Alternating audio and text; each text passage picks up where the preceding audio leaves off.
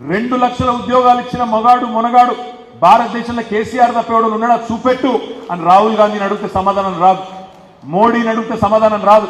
కానీ వాళ్ళ కుక్కలు మాత్రం ఇక్కడ మరుగుతుంటాయి. ఇక్కడ ఉద్యోగాలు ఇయ్యలే అంటే చూపెట్టరా అయ్యా. దేశంలో ఇంకొక రాష్ట్రంలో ఎక్కడైనా ఇచ్చిండ్రా 10 ఏళ్లలో 2 లక్షల ఉద్యోగాలంటే చూపెట్టే ముఖం లేదు. కానీ ఇక్కడ ఆయన కుక్కలు, ఆయన పెంపుడు జంతువులు కొన్ని మరుగుతాయి. రాహుల్ గాంధీ కుక్కలు, మోడీ గారి కుక్కలు మరుగుతూ ఉంటాయి. ఏమో అయిపోయింది. నేను ఎందుకు చెప్తున్నా ఇదంతా అంటే వాస్తవాలు.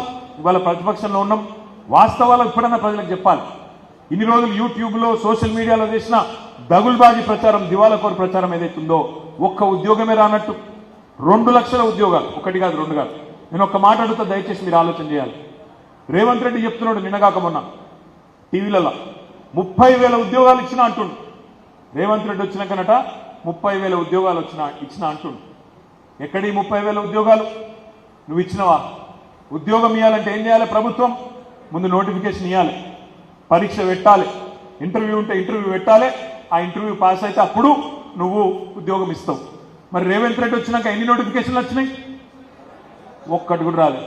అంటే పెళ్లి కాకుండానే సంసారం చేయకుండానే బిడ్డను కన్నాడు. మందికి పుట్టిన బిడ్డలు మా బిడ్డలు అని చెప్పుకునే దౌర్భాగ్యులు కాంగ్రెస్ వాళ్ళు. 30,000 ఉద్యోగాలు, అవన్నీ కేసీఆర్ ప్రభుత్వంలో ఇచ్చిన ఉద్యోగాలు. వాటి కాయిదాలు నువ్విచ్చి నేను ఇచ్చిన ఉద్యోగాలు అంటే లెక్క ఎట్లా కుదురుతుంది? అందుకే రేపటి రోజున రేవంత్ రెడ్డి నీ మాట శాసన మండలిలో అడిగేటోడు కావాలి, ఆయనకు పక్కన కూర్చొని డప్పు కొట్టుకుంటా వత్తాసు వలికేటోడు కాదు. ఏమాయ నీ 2 లక్షల ఉద్యోగాలు తెలంగాణకి ఇచ్చినావు కదా మాట, నీ ప్రభుత్వం చెప్పింది కదా మొదటి సంవత్సరంలో 2 లక్షల ఉద్యోగాలు ఇస్తాన్నావు, ఏమైనాయి అని గల్లాబట్టి అడిగే రాకేష్ రెడ్డి రేపు శాసన మండలిలో ఉండాలి. రేవంత్ రెడ్డిని ఈ ప్రభుత్వానికి కడిగి పారేసేటోడు ఉండాలి తప్ప వాళ్ళకు పక్కన కూర్చొని డప్పు కొట్టుకుంటా యూట్యూబ్లో వాళ్ళకు మళ్ళీ చాలా సొక్కం రేవంత్ రెడ్డి అని చెప్పి వాళ్ళ కోసం సన్నాయి నొక్కులు నొక్కేటోడు కాదు. దయచేసి నేను మిమ్మల్ని అడిగేది ఒకటే, ఈ ప్రభుత్వం ఇవాళ అన్ని వర్గాలను మోసం చేసింది. రైతులను మోసం చేసింది, మహిళలను, మా ఆడబిడ్డలను మోసం చేసింది. నెలకు 2,500 ఇస్తా అన్నారు, కోడన్లుంటే 2,500 ఇస్తా అన్నాడు, మహాలక్ష్మి అన్నాడు. ఇప్పటిదాకా అత్తలేదు పత్తలేదు. 18 ఏళ్లు నిండిన ఆడబిడ్డలు ఈ రాష్ట్రంలో 1,67,00,000 మంది ఉన్నారు. 1,67,00,000 మంది. వాళ్ళందరూ ఎదురు చూస్తున్నారు ఎప్పటి నుంచి ఇస్తాడు 2,500 అని. సిగ్గు లేకుండా అబద్ధాలు చెప్తా ఉన్నారు. నేను ఇప్పుడే ఇక్కడికి వస్తుంటే చూసిన ప్రియాంక గాంధీ గారు ఉపన్యాసం ఇస్తున్నది ఉత్తరప్రదేశ్లో. మేము ఆల్రెడీ చాలు చేసినాం, మేము ఆల్రెడీ అక్కడ ఇస్తూనే ఉన్నాం, తెలంగాణలో నెలకు 2,500 పడుతూనే ఉన్నాయి ఆమె చెప్తుంది.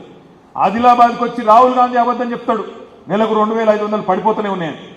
ఇప్పుడే నాకు మా మహేందర్ అన్న చెప్తున్నాడు, గొంగిడి మహేందర్ రెడ్డి గారు, అన్న మేము ఎక్కడ లేని విధంగా ఆలేరులో సోషల్ మీడియా కమిటీలు వేసుకున్నాం, యువజన కమిటీలు వేసుకున్నాం అనే మాట చెప్పిండు. ఆ మాట వాస్తవమేనా? ఉన్నారా మీరందరు ఇక్కడ? నేను మిమ్మల్ని దయచేసి కోరుతున్నా, ఇవాళ మీ బాధ్యత. ఎందుకంటే గ్రాడ్యుయేట్ ఓటర్ అంటే అక్కడోళ్ళు ఉంటారు. మొత్తం మీ ఆలేరు నియోజకవర్గంలో 11,000 ఓట్లు ఉన్నాయనుకుంటా.